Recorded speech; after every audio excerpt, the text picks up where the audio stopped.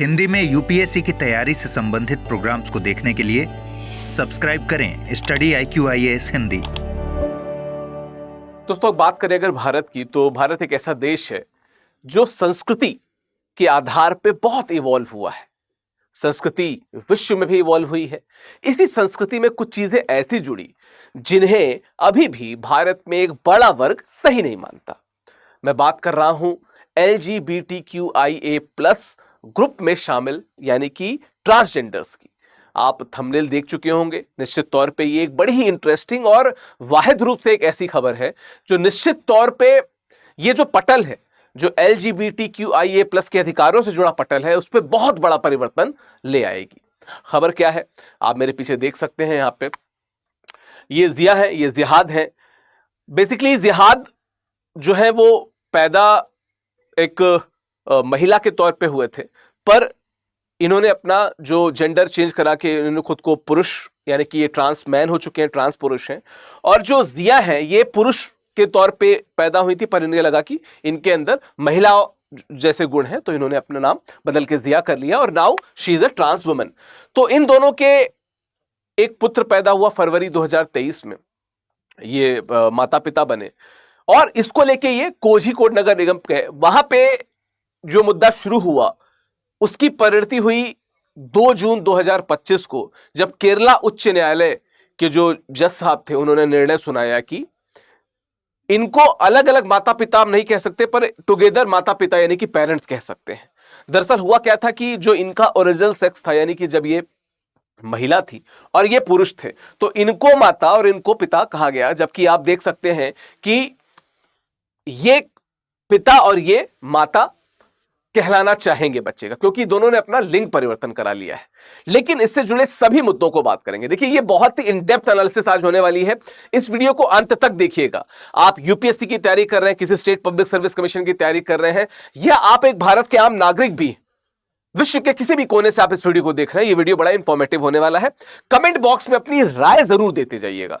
मेरे लिए as a study IQ faculty ये बहुत जरूरी भी है। ठीक है, चलिए बात करते हैं अगर इसकी। तो है क्या कि न्यायमूर्ति जियाद रहमान AA की अदालत ने ट्रांसजेंडर दंपति जिया और जिहाद पावेल की याचिका स्वीकार करते हुए क्या कहा है कि उनके बच्चे के जन्म प्रमाण पत्र में माता और पिता के स्थान पे केवल माता पिता यानी कि पेरेंट्स लिखा जाएगा। ठीक है, देखिए बहुत सी कानूनी चुनौतियां आती हैं, चाहे हम नगर निगम के हिसाब से देखें या अन्य प्रमाण पत्रों के हिसाब से देखें।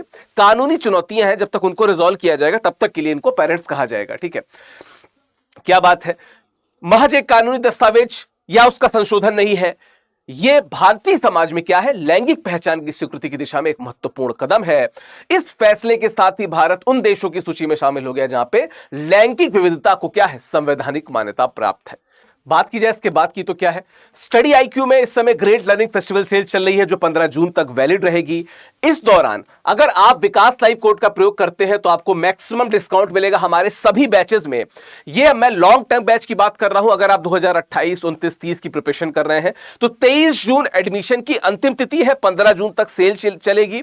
जो हमारा P2I फाउंडेशन बैच है, 15 जून को ही उसमें एडमिशन क्लोज हो रहे हैं और 15 जून तक ही सेल चलेगी। तो इन बैचेस से जुड़ने के लिए आप नीचे लिंक पे क्लिक कर सकते हैं या हमारी वेबसाइट पे जा सकते हैं। बड़े ही शानदार बैच जहां पे 18 किताबों का सेट, SIP, MRP, SIM, ठीक है, PRP जैसे प्रोग्राम है, IGP, कितने सारे प्रोग्राम, और डिटेल पे इन पे कल एक दोपहर 12 बजे एक लाइव सेशन भी होगा, आप उससे भी जुड़ सकते हैं। चलिए बात करते हैं इसके आगे की। तो क्या है, कुछ बिंदुओं को देख लेते हैं। तो जिया और जिहाद की कहानी क्या है। जिया और जिहाद पावेल की कहानी अपने आप में एक प्रेरणादायक उदाहरण क्या है। जिया जो एक ट्रांस महिला है और जिहाद जो एक ट्रांस पुरुष है, न केवल समाज की बाधाओं को पार किया बल्कि भारत के पहले ट्रांसजेंडर माता पिता होने, ठीक है, का गौरव भी प्राप्त किया। फरवरी 2023 में जिहाद ने एक स्वस्थ बच्चे को जन्म दिया, जिससे वे भारत के पहले ट्रांसजेंडर माता पिता बने। जिहाद वो जिनको आपने देखा जो पहले एक महिला के रूप में पैदा हुए लेकिन बाद में वो पुरुष बने, ट्रांस पुरुष हैं या ट्रांस मैन है। और जिया जो पुरुष के रूप में पैदा हुई और बाद में महिला बन गई, ट्रांस वुमेन। ठीक है, तो फोटो में जहां पे मैं आपको दिखा रहा था, यहां पे शुरुआत में आप देख सकते हैं, तो ये जिहाद है और ये जिया है बेसिकली। तो ये थोड़ा सा देख लीजिएगा, बच्चे कई बार इधर उधर का टिक मार देते हैं। ठीक है, चलिए आगे बढ़ते हैं इसके आगे। तो इससे आगे कुछ बिंदु पे बात करें। ठीक है, आगे की बात क्या है बच्चे के जन्म के बाद जब इस दंपति ने जन्म प्रमाण पत्र के लिए आवेदन किया था तो उन्हें एक अप्रत्याशित समस्या का सामना करना पड़ा। निश्चित तौर पे आप समझ गए होंगे, क्योंकि जो पुरुष थे वो महिला बन गए, जो महिला थी वो पुरुष हो गए, तो थोड़ा सा वहां पे कंफ्यूजन है। क्या कोझिकोड निगम द्वारा जारी किए गए जन्म प्रमाण पत्रों में जिहाद को माता, ठीक है, जिहाद को माता जबकि जिया को पिता के रूप में दर्शाया गया था। बायोलॉजिकली जन्म तो जिहाद नहीं दिया है, पर वो ट्रांस पुरुष हो चुके हैं, तो इस कारण उनको आपत्ति थी जिहाद को कि यद्यपि मैंने जन्म दिया है, क्योंकि उनके अंदर तो एक महिला का ही जो क्या कहते हैं फिजिकलिटी थी वो थी, बट दरअसल वो खुद को एज ए ट्रांस मैन यानी कि ट्रांस पुरुष बताते हैं, तो उन्होंने कहा कि मुझे माता होना चाहिए था। खैर, तो इनकी गरिमा पे आघात था। इस स्थिति में इस दंपति को न्यायालय का दरवाजा खटखटाने पे मजबूर कर दिया। हुआ क्या, उन्होंने केरल उच्च न्यायालय में एक रिट याचिका दायर की जिसमें उन्होंने मांग की कि उनके बच्चे के जन्म प्रमाण पत्र में उन्हें केवल माता पिता के रूप में ही रहने दिया जाए, ठीक है, न कि पारंपरिक माता और पिता के रूप में। इसकी उन्होंने मांग की।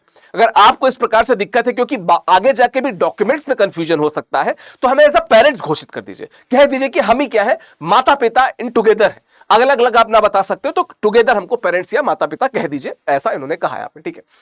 अब हुआ क्या कि न्यायमूर्ति जियाद रहमान ने क्या बोला, उन्होंने 2 जून 2025 को एक 30 पेज की निर्णय सुनाया जिसमें उन्होंने क्या कहा कि कानूनी दृष्टि से, सामाजिक न्याय के दृष्टिकोण से यह बहुत ही महत्वपूर्ण और प्रगतिशील निर्णय होने वाला है। न्यायालय ने क्या स्पष्ट किया कि कानून स्थिर नहीं है और उसे मानवीय जीवन की कई नई अवधारणाओं के अनुकूल विकसित होना चाहिए। जैसे कहते हैं ना कि अगर कोई पानी कहीं रुक जाए तो उसमें कीचड़ जम जाता है, जब वो बहता रहता है तो ताजा रहता है, तो कानून को भी उसी रूप में जस्टिस जियाद रहमान ए ने परिभाषित किया, ठीक है। आगे की बात अगर की जाए तो क्या है, न्यायिक तर्क क्या दिए गए, संवैधानिक अधिकारों की सुरक्षा की बात की गई। न्यायालय ने स्पष्ट किया कि अनुच्छेद 14 यानी कि समानता का अधिकार, अनुच्छेद 15 यानी कि भेदभाव का निषेध, और अनुच्छेद 21 यानी कि जीवन और व्यक्तिगत स्वतंत्रता, गरिमामय जीवन की बात होती है, के तहत ट्रांसजेंडर व्यक्तियों को भी समान का अधिकार प्राप्त है। लैंगिक पहचान के अधिकार पे क्या कहा न्यायालय ने, नालसा, ठीक है, बनाम भारत संघ 2014 के ऐतिहासिक वाद का हवाला देते हुए क्या कहा कि व्यक्ति को अपनी लैंगिक पहचान स्वयं निर्धारित करने का मौलिक अधिकार है। हम इस बात पे भी आएंगे, इस निर्णय पे भी आएंगे, ठीक है। परिवार की बदलती परिभाषा पे न्यायालय ने क्या कहा कि न्यायालय ने माना कि परिवार की परंपरागत परिभाषा में विस्तार की आवश्यकता है और ट्रांसजेंडर व्यक्तियों द्वारा स्थापित परिवार भी उतने ही क्या है, वैध है। भाई नागरिक है, अगर उनके कुछ हक हुकूक अगर हम बढ़ा सकते हैं तो बढ़ाएं, उसको संकीर्ण ना करें, ऐसा न्यायालय का मानना है, ध्यान रखिएगा, ठीक है। ट्रांसजेंडर अधिकार अधिनियम 2019 क्या कहते हैं, न्यायालय ने ट्रांसजेंडर व्यक्ति अधिकारों का संरक्षण अधिनियम 2019 के प्रावधानों का भी उल्लेख किया। यह अधिनियम ट्रांसजेंडर व्यक्तियों को भेदभाव से सुरक्षा प्रदान करता है, उनके मौलिक अधिकारों की गारंटी देता है। इसके पहले मैं आगे बढ़ूं, मैं आपको बताता चलूं कि lesbian, gay, bisexual, transgender, intersex, asexual, N+, LGBTQIA+ में जो ट्रांसजेंडर होते हैं वो क्या होते हैं, जो पैदा तो होते हैं मान लो पुरुष के तौर पे, पर उन्हें लगता है कि वो अदर जेंडर यानी कि महिला के तौर पे ज्यादा खुद को मुकम्मल पाते हैं। और सेम अगर कोई महिला के रूप में पैदा होता है वो पुरुष के रूप में खुद को ज्यादा मुकम्मल पाते हैं, तो वो ऑपरेशन करा के ट्रांसजेंडर या ट्रांस मैन या ट्रांस वुमेन बन जाते हैं, जिनको हम समाज में कई बार यूनक या हिजड़े या इस प्रकार के छक्के जैसे अजीब से अमर्यादित संबोधनों से संबोधित करते हैं। बेसिकली उनको इंटरसेक्स कहते हैं, जिनके अंदर पुरुष और महिला दोनों के जो क्या कहते हैं अंग प्रत्यंग होते हैं जो डिफरेंशिएट करते हैं वो दोनों पाए जाते हैं, उनको इंटरसेक्स कहते हैं। दोनों में कंफ्यूज नहीं होना है आपको, ठीक है। चलिए बात करें इसके आगे की। हालांकि अदालत ने जन्म और मृत्यु पंजीकरण नियम 1999 के प्रारूप को बदलने से इनकार कर दिया। क्या कहा कि यह दुर्लभ और असाधारण है, बदलाव तो वहां पे भी होना चाहिए था, पर ऐसा हमेशा नहीं होगा, इसलिए इसको दुर्लभ और असाधारण बताया। फिर भी इसने सामाजिक न्याय के दृष्टिकोण को प्राथमिकता दी और कोझिकोड निगम को 2 महीने के भीतर संशोधित जन्म प्रमाण पत्र जारी करने की बात कही। तो ये एक अच्छा निर्णय था। और क्या था, अदालत ने माना कि जन्म प्रमाण पत्र में लिंग आधारित विवरण बच्चे के भविष्य में भेदभाव, ठीक है, और जटिलता, ठीक है, 1 मिनट रुक जाइए, बच्चे के 1 मिनट, उसको मैं पेन चालू कर लेता हूं, ठीक है। क्या है, बच्चे के न्यायालय माना कि जन्म प्रमाण पत्र में लिंग आधारित विवरण बच्चे के भविष्य में भेदभाव और जटिलताओं का कारण बन सकते हैं। यह फैसला समाज में ट्रांसजेंडर व्यक्तियों के प्रति स्वीकृति की कमी को भी उजागर करता है। जैसा कि अदालत ने कहा कि हालांकि ट्रांसजेंडर व्यक्तियों को वैधानिक मान्यता प्राप्त है, आप चाहे नालसा वाला केस देखें या नतीज जौहर की बात करें, ठीक है, लेकिन समाज को इस वास्तविकता को स्वीकार करने में भी क्या लगेगा, समय लगेगा। केरला हाईकोर्ट इस बात को लेकर श्योर था, क्योंकि केरला बड़ा ही ट्रांस फ्रेंडली प्रदेश बन चुका है। ऐसे बहुत सारे निर्णय आए हैं उसमें, लेकिन फिर भी कोर्ट का यह मानना है कि अभी समाज को इसको स्वीकारने में क्या लगेगा, समय लगेगा। 2014 का जो नालसा का निर्णय था, राष्ट्रीय विधिक सेवा प्राधिकरण बनाम भारत संघ 2014 का निर्णय भारत में ट्रांसजेंडर अधिकारों का आधार स्तंभ है। सर्वोच्च न्यायालय ने इसमें क्या कहा था कि ट्रांसजेंडर व्यक्तियों को तीसरे लिंग यानी कि थर्ड जेंडर के रूप में मान्यता मिली। ठीक है, आत्म पहचान का सिद्धांत सेल्फ आइडेंटिफिकेशन प्रिंसिपल इसमें लागू हुआ और शिक्षा और नौकरी में उनके आरक्षण की बात की ट्रांसजेंडर के लिए। ये भी इंटरसेक्स के लिए नहीं है, ये ट्रांसजेंडर के लिए, जो अभी मैंने आपको डिफाइन करके बताया था। ठीक है, और सामाजिक कल्याण योजनाओं में भी इनको समावेश करने की बात की, इनको जोड़ने की बात कही गई। ठीक है, आगे बात करें तो केरल हाईकोर्ट ने क्या बोला, नालसा की अगली कड़ी। केरल उच्च न्यायालय ने कहा कि यह नालसा के सिद्धांतों को आगे बढ़ाता है, जो मतलब ये 2014 का वाद था। नवीन स्थापनाएं क्या हुई, पारिवारिक अधिकारों की भी स्वीकृति मिली ट्रांसजेंडर्स के लिए। ठीक है, माता पिता के रूप में पहचान का अधिकार मिला एज अ पेरेंट्स, और जन्म प्रमाण पत्र में लैंगिक तटस्थता की बात भी जोड़ी गई, और परिवार की परिभाषा को और विस्तारित किया गया, कानून को और विस्तारित किया गया समाज के लिहाज से और समाज में होने वाले नए बदलावों के लिहाज से। ठीक है, पद्मलक्ष्मी जो इनकी वकील थी, वो क्या है, जो इस मामले में वकील थी, वो केरल की पहली ट्रांसजेंडर वकील है, यह भी जानना है। She was the first transgender क्या कहते हैं एडवोकेट। ठीक है, उनकी भागीदारी ने इस मामले को और भी प्रतीकात्मक बना दिया, क्योंकि यह ट्रांसजेंडर समुदाय के भीतर से कानूनी लड़ाई का एक बहुत शानदार उदाहरण है। तो एक ट्रांसजेंडर कपल, ठीक है, ट्रांसजेंडर वकील, और कितना शानदार, मतलब उनके लिहाज से तो बहुत खुशी का दिन है, उन्होंने खुशी भी व्यक्त की है, हम उस पर भी बात करेंगे। ठीक है, चलिए, हालांकि यह फैसला प्रगतिशील है, लेकिन यह कुछ सीमाओं को भी उजागर करता है।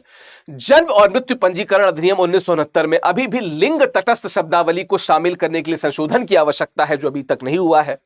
अदालत ने इस मामले को दुर्लभ और असाधारण माना, जिसका अर्थ यह है कि अन्य मामलों के लिए एक सामान्य मिसाल नहीं बन सकता, स्पेशल केस है। केमिस्ट्री में हम एक्सेप्शन पढ़ते हैं ना, उसी प्रकार से इसको एक्सेप्शन माना है यहाँ पे। ठीक है, इसके अलावा भी सुप्रीम कोर्ट ने हाल में LGBTQIA+ दंपत्तियों को सिविल यूनियन या संयुक्त रूप से गोद लेने अधिकारों को, जो मतलब गोद लेने के अधिकार थे, उनको मान्यता नहीं दी है, उससे इनकार कर दिया, जिसे ट्रांसजेंडर और समलैंगिक समुदाय के लिए एक झटके के रूप में देखा गया। ठीक है, यह क्या दर्शाता है कि भारत में ट्रांसजेंडरों यानी कि LGBTQIA+ के अधिकारों के लिए भी लंबा रास्ता तय करना है। तो yes, it was a good decision for them, ये जो अभी केरल का निर्णय है, बट हमने उसके पहले एक सेटबैक भी देखा है। तो जो हम होराइजन को बहुत ओपन मान रहे हैं, दरअसल उतना भी ओपन अभी नहीं है। ठीक, और बात करते हैं क्या है, भारत में ट्रांसजेंडर परिवारों के लिए एक मिसाल कायम करता है, अन्य राज्यों और केंद्र सरकार को अपनी नीतियों को समावेशी बनाने के लिए प्रेरित कर सकता है। केरल जो पहले से ही ट्रांसजेंडर नीति 2015 और सामाजिक समावेशिता के लिए अपनी प्रगतिशील पहलों के लिए क्या है जाना जाता है, इस फैसले के साथ एक बार फिर से अग्रणी बन गया है। तो केरल को निश्चित तौर पे ट्रांसजेंडर समुदाय की तरफ से बहुत सारी बधाइयां मिल रही होंगी एक प्रदेश के तौर पे। अंतर्राष्ट्रीय स्तर पे यह फैसला भारत को उन देशों की सूची में शामिल करता है जो लिंग पहचान और परिवार की समावेशी परिभाषा को मान्यता दे रहे हैं। यह संयुक्त राष्ट्र के सतत विकास लक्ष्यों यानी कि सस्टेनेबल डेवलपमेंट गोल्स, विशेष रूप से SDG 5 जो लैंगिक समानता की बात करता है और SDG 10 जो असमानता में कमी की बात करता है, उसके बहुत अनुरूप है ये जो निर्णय है। आप कमेंट बॉक्स में बताइएगा कि सस्टेनेबल डेवलपमेंट गोल्स जो है वो कब से लागू हुए, कब तक के लिए उनको माना गया है और कितने गोल्स हैं उसमें और कितने उसमें सहायक गोल्स हैं, कमेंट बॉक्स में मुझे जरूर बताइएगा। चलिए बात करें इसके आगे की, तो LGBTQIA+ समुदाय ने इस फैसले को बहुत बड़ी उपलब्धि के रूप में स्वागत किया है। ट्विटर जो अब X हो गया है पे कई पोस्ट में से ट्रांसजेंडर समुदाय के लिए एक मील का पत्थर माना गया है, लोग कमेंट कर रहे हैं। ट्रांसजेंडर कार्यकर्ताओं का कहना है कि यह फैसला न केवल कानूनी मान्यता प्रदान करता है बल्कि सामाजिक स्वीकृति को भी बढ़ावा देने के लिए एक बड़ा ही इंपॉर्टेंट फैसला है। हालांकि इसका ऑल्टरनेट भी दिख रहा है, अपोजिट भी दिख रहा है। हालांकि कुछ आलोचकों का क्या मानना है कि यह फैसला समाज की रूढ़िवादी वर्गों में विवाद को जन्म देगा, निश्चित तौर पर देगा।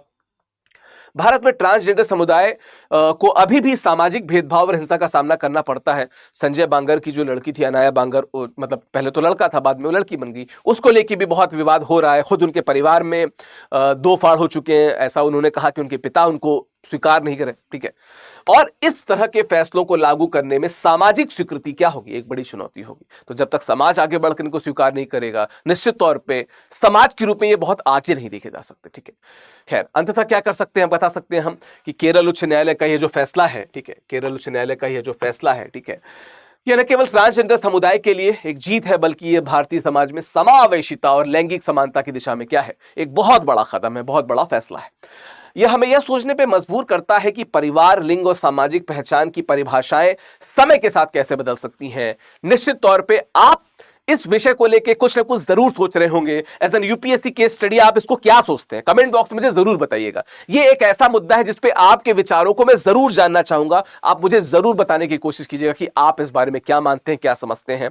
जहां पे एक ट्रांसजेंडर वकील ने एक ट्रांसजेंडर कपल के लिए पहली बार भारत में एज अ ट्रांसजेंडर पेरेंट होने के, जिसे कहते हैं ना कि बात को मुकम्मल किया। ये अपने आप में बहुत बड़ा फैसला है केरल का। इस पे आपका क्या ओपिनियन है मुझे जरूर बताइएगा, ठीक है। 15 जून तक हमारी ग्रेट लर्निंग फेस्टिवल सेल चल रही है। इस दौरान विकास लाइव कोड का प्रयोग करके आप मैक्सिमम डिस्काउंट पा सकते हैं हिंदी लिटरेचर के जून बैच में, जो आपको बता दूं कि 16 जून को जिसमें एडमिशन खत्म हो रहा है। मैं खुद हिंदी लिटरेचर पढ़ाता हूं, आप देख सकते हैं मेरी फोटो मेरे नाम के नीचे, मेरा नाम भी लिखा हुआ है, ठीक है, फोटो के नीचे है ना। तो हिंदी साहित्य में पढ़ाता हूं, रीतिकाल से बैच शुरू हो रहा है। इस बैच से जुड़ने के लिए आप स्टडी IQ की वेबसाइट पे जाइए। वेबसाइट पे टॉप पे आप जाएंगे तो वहां पे राइट हैंड साइड पे ऑप्शनल कोर्सेज होगा, उस कोर्स में आप जाके हिंदी लिटरेचर से जुड़ सकते हैं। हिंदी माध्यम के लिए तो इससे बेहतर कोई ऑप्शनल है ही नहीं। अंग्रेजी माध्यम का मैं चूंकि खुद था, बहुत से मेरे मित्र, बहुत से मेरे स्टूडेंट्स जो अंग्रेजी माध्यम के थे, उन्होंने अंग्रेजी माध्यम के होने के बावजूद हिंदी साहित्य से सफलता प्राप्त की। तो अगर आप इसमें सफलता प्राप्त करना चाहते हैं तो आप अभी स्टडी IQ की वेबसाइट पे जाके इस बैच से जुड़ सकते हैं। विकास लाइव कोड का प्रयोग करना न भूलें फॉर मैक्सिमम डिस्काउंट। बाकी अगर आप मेरे टेलीग्राम चैनल से जुड़ना चाहते हैं तो स्कैन करके जुड़ सकते हैं। सर्च बॉक्स में @ऑफिशियल विकास डालेंगे तो भी मेरा चैनल खुल जाएगा। बाकी अगर आप इस मुद्दे पे कुछ विशेष विचार रखते हैं तो आराम से तफसील से मुझे vikas.singh@studiiq.com पे मुझे अपने संदेश से रूबरू करा सकते हैं। आप बता सकते हैं कि आपको क्या मानना है इस विषय पे, या अगर हिंदी साहित्य से भी जुड़ना है तो आप किस प्रकार से जुड़ना चाहते हैं, आप इस मेल के द्वारा, टेलीग्राम के द्वारा मुझे बता सकते हैं। बाकी विकास लाइव कोड एक ऐसा कोड है स्टडी IQ में किसी भी कोर्स के लिए for maximum discount, you can use this. बाकी आपके ओपिनियंस का, आपके विचारों का इंतजार रहेगा। थैंक यू सो मच, धन्यवाद। हिंदी में यूपीएससी की तैयारी से संबंधित प्रोग्राम्स को देखने के लिए सब्सक्राइब करें स्टडी IQ IAS हिंदी।